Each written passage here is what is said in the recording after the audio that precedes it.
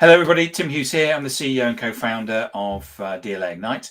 I'm here with Margie, and we're going to be talking about high performance leadership. And we're going to talk through a couple of things as well about how to implement a bit of high performance leadership as well, because we're going to talk about meetings, aren't we? and how to have high performance meetings, or meetings that you can get something from. Margie, where can people find you? They can find me at www.olesonconsulting.com. Olson has a silent E, Oleson -consulting. You'll find all kinds of resources out there. And then I post daily free resources on LinkedIn, Margie Oleson, Oleson. Excellent.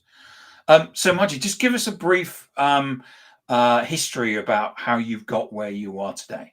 Sure. So I was in corporate America for 30 years and was surprised to find that no matter which industry I was in, no matter what size of company or type of company, for profit, nonprofit, government, the issues around how people work together and how leaders can lead and how teams can be successful were similar, and they were struggling. There are just a lot of challenges.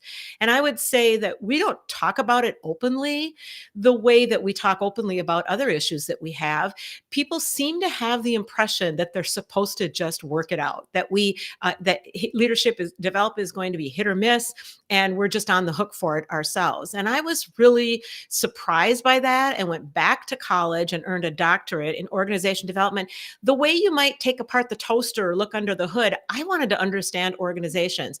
And I was very surprised to learn that what we know about how to be a successful leader, how to lead a successful leadership team, we had known for 3 decades at that point. Now we're at 40 years. So then I wanted to understand what was missing, built my research around understanding what is missing for leaders in organizations to be able to have those strengths and have that up and running. And it's really about execution. There are just a few reasons why leaders are struggling. And it starts with they're not telling each other that they're struggling. They may not even be telling themselves that they're struggling. But when you look at indicators like your meetings are terrible, like you have people that are gossiping and complaining to each other on your leadership team rather than coming to you. They are not working together to solve problems. They're coming to you for that, and they're going back to their teams and possibly rowing in a different direction. And so when you have those issues going on, those can all be addressed by intentionally developing as a leader and building your leadership team in a methodical way with the right building blocks and the right processes. So I know that in my notes when we met, you talked about the need to be able to read a room. So talk to us about that. So I grew up naturally being able to read a room, very chaotic childhood, moved every year, always was in new schools, developed the art of being able to know who was who pretty quickly because I was always having to do that.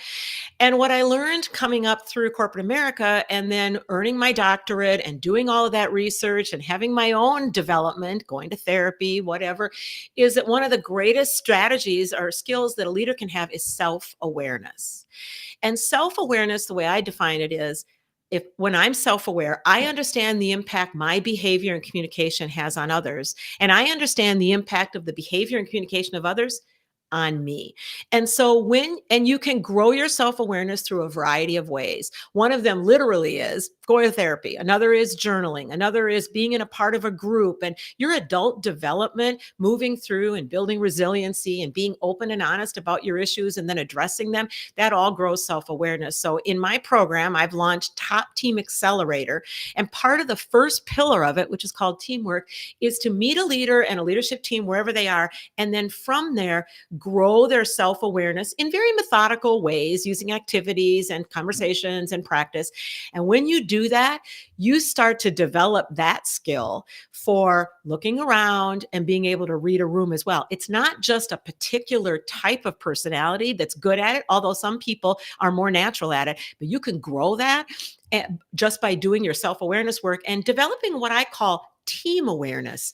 We as a team should have this collective awareness where we realize when somebody is struggling, or we realize when the boats aren't going in the right direction, or we can sense that something is off and we need to focus on that rather than what we normally were going to come together for. So that can all be learned and developed, but you have to have time and space in your day. And most leaders are putting out fires, and they are doing crisis management, and they think, I don't have the time right now. I'll get to it later. And later never comes. So we work on taking a little bit of time and space, learning the right things to learn, the short list of ways to put these activities in place, and then practice and monitor. I observe and help you.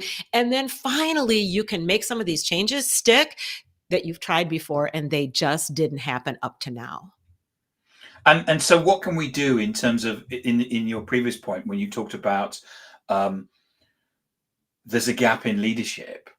What can we do to actually recognize that? Because the number one thing that people come onto this podcast and say the number one thing that you need to have is self-awareness. Mm-hmm. I've had a number of people over the last 12, 18 months that have said that. So what is it that we can do to basically understand and research on that gap of leadership? Mm-hmm. So my Top Team Accelerator has 4 pillars. The first one is teamwork. And one of the things that we learn and develop as for the leader and the leadership team is they start to have practice at having more real conversations. And so I developed teamwork with these very specific activities. First, we do some assessments. We fix the structure of the team. We fix their meetings right away. You want to fix your meetings right away because everything else you do might be in a meeting. And so if you're trying to make other changes, have other benefits, other improvements, you got to have your interactions with each other to be highly successful.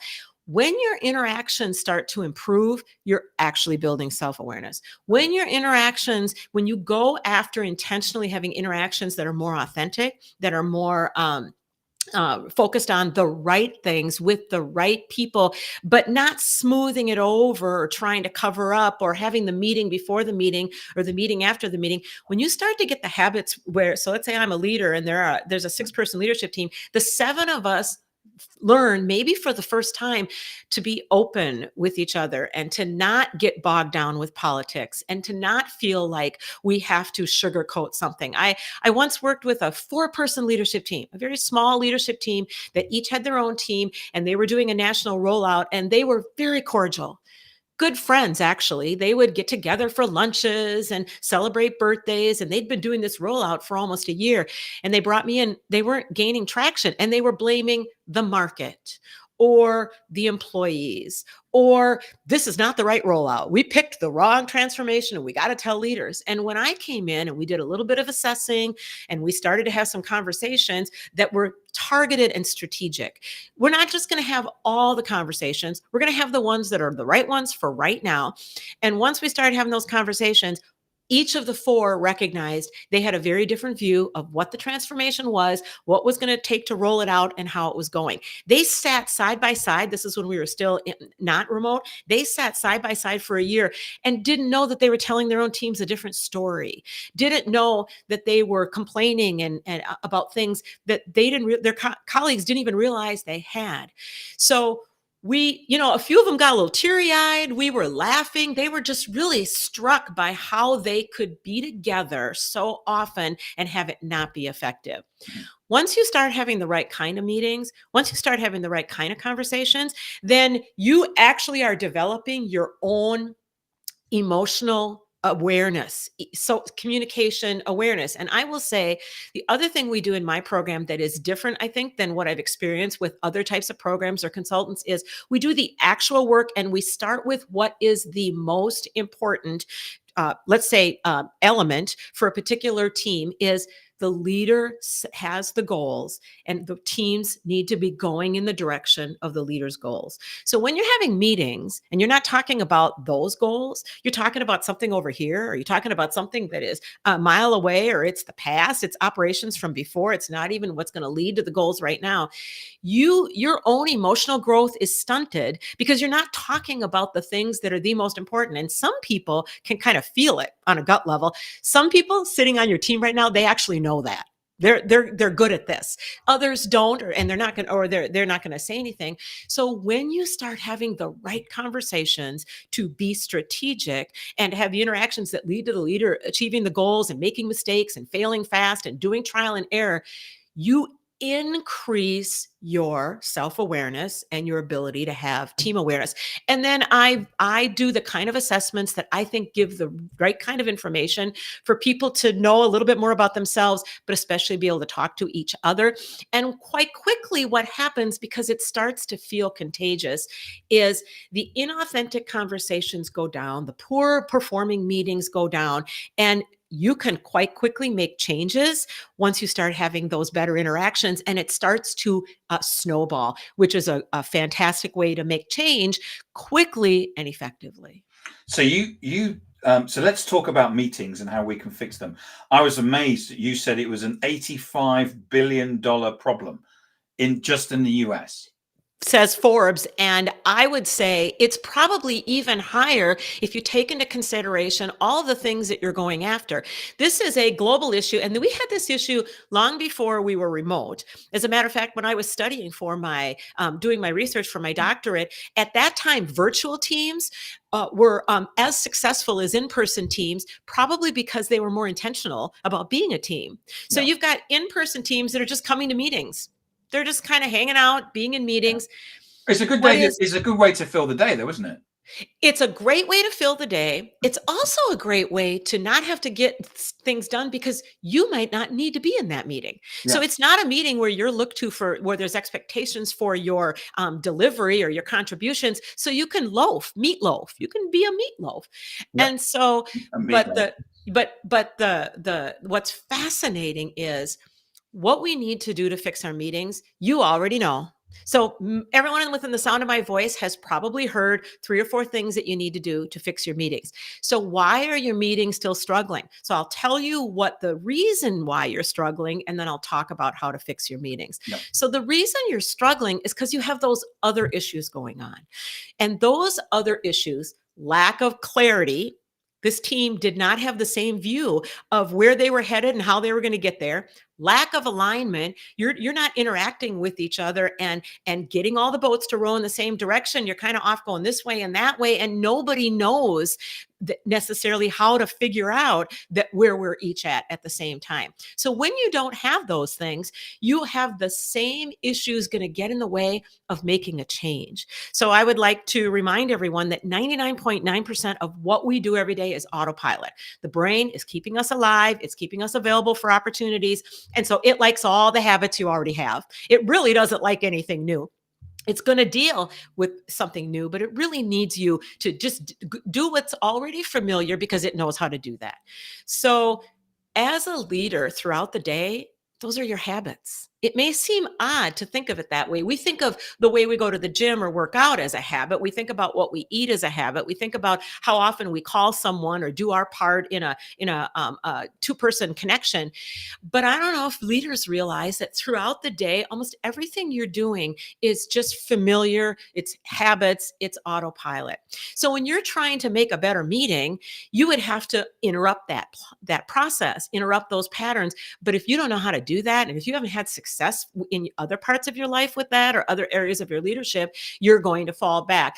James Clear with Atomic Habits says, we don't rise to the level of our goals.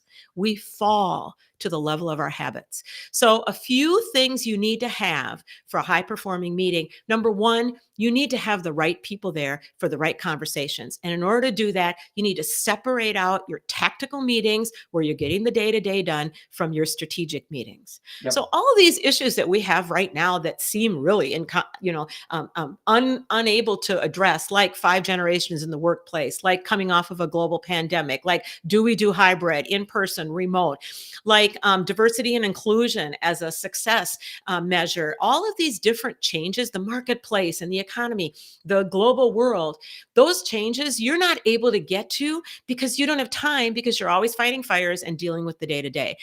those issues can be solved for your company. I'm not asking you to solve global supply chain for everyone, but you can work on it for yourself when you can take time away from the firefighting, time away from the day to day. And you do that best by separating out the day to day operations from the strategic. And the discipline for that means when you're in a tactical conversation, so you have a weekly tactical meeting and somebody brings up something strategic, we need to talk about our workforce. We need to do some hiring. Someone could say, that sounds like a strategic conversation. Let's get that on the list, and then we'll move that into our next strategic meeting. Or you're having a strategic meeting. You've gone to 2 hours where you're just going to talk about supply chain, or you're just going to talk about your relocation. You're now moving from one location to another, and you're going to have a strategic conversation about that. And somebody brings up some of the day-to-day fires. Imagine getting bogged down for 20 minutes talking about those fires, which are very important, but you don't even have the right people in the conversation. And now you've missed 20 minutes of having your strategic conversation, which was very important as well. So separating out the strategy from the tactical, and then insisting that you have the right people in the right conversation. So if you suffer from fear of missing out, if you've got people in your meetings because of FOMO or because of politics or just because of habits, we've always done it this way, you do not want to uninvite somebody. They're going to feel weird. It's not going to go over well. Then you've got people in your meetings who aren't adding to the conversation. They may even be taking you down a territory that you don't need to go right now. And you inevitably have to do your meetings before the meeting or after the meeting to getting anything done. But now you've spent all that money with all those people around the virtual table having a meeting, and you didn't get anything out of it. And then people leave and they roll their eyes and they say, see, meetings are terrible. So once you have separated out strategy and tactical, and once you have started to develop the habit of being honest with each other, that you're not needed in this meeting, I'm not needed in this meeting, we're both needed over here.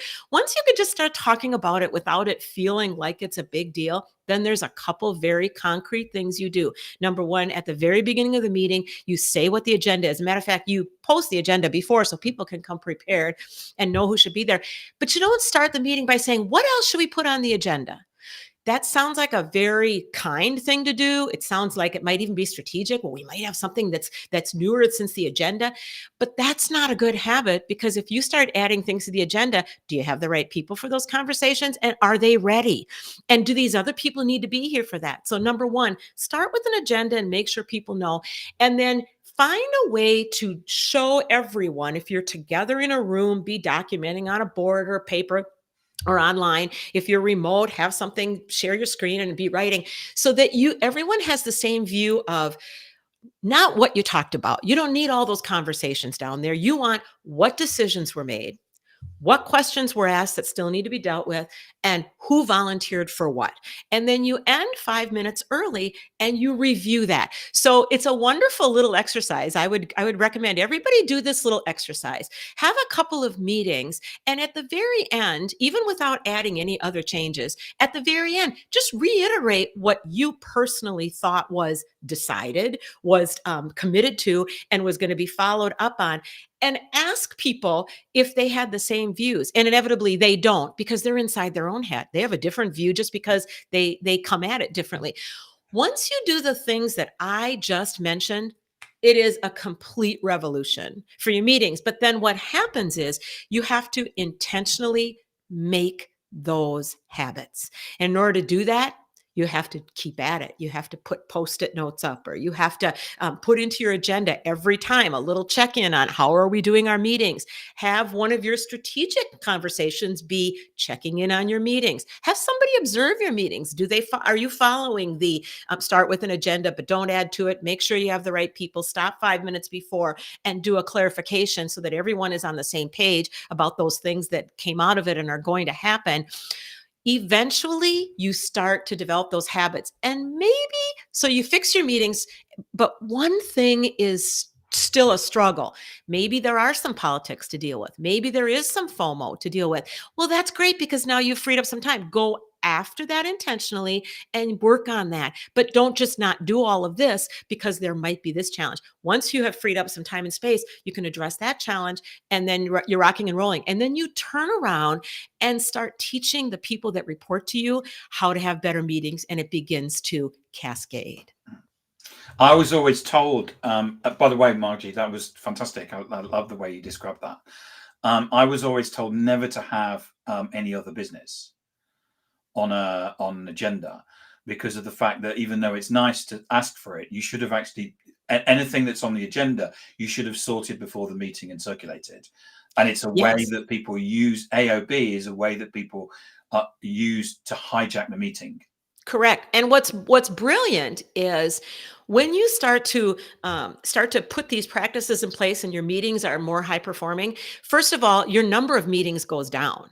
So it actually frees up your calendar. But also, sometimes somebody's hijacking a meeting or bringing up another item that doesn't fit because they don't know where to put it. Everybody's calendars are booked. So once you free up people's calendars, you can be having conversations, and what you'll also find is sometimes it's a one time that we have meetings on our calendars that are recurring, and we're not even checking in to say, do I still need this meeting? Do we have the right people?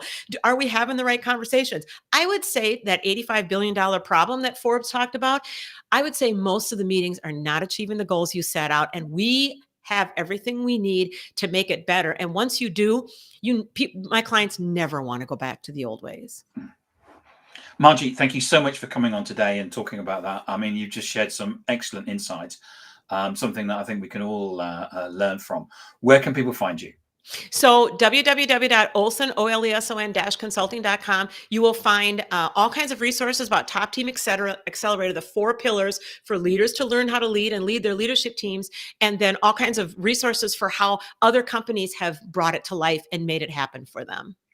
And you're also on LinkedIn as well, aren't you? Yep, every day posting content that's free. Margie.Oleson, Oleson. Would love to talk to people. Excellent. Margie, thank you so much for coming on today. I really Thank appreciate you, it. Tim. Nice to see Thank you. you.